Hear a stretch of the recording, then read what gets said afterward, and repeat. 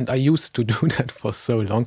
I used to start like dialing in my drums during the mix, and I used to start processing all the single instruments of the drums. So I would pull up the bass drum and I start EQing the bass drum, I start compressing the bass drum so the bass drum is all snappy, then move to the snare, make the snare snappy, make everything snappy, and at the end everything sounded super stabby and like it was just pokey basically.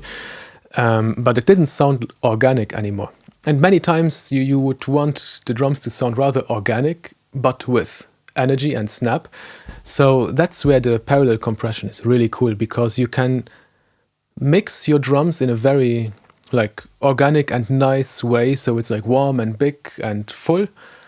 And then with that parallel processing, you can bring in that snap and that attack without overdoing it. So you really can merge that organic sound with that over-processed sound. And then you can really dial it in nicely. So you can really decide, okay, how much snap do you want? A bit more, a bit less. And that's much easier than over-processing your single tracks.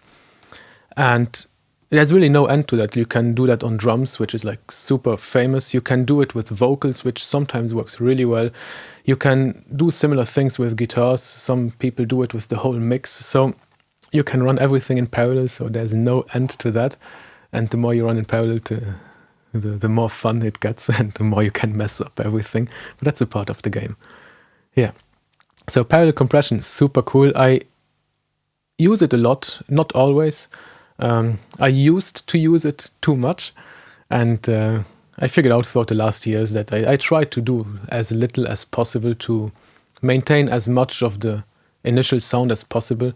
And then if I really need a bit of attack, I dial it in a bit, not too much. Like this, we end up somewhere pretty cool usually.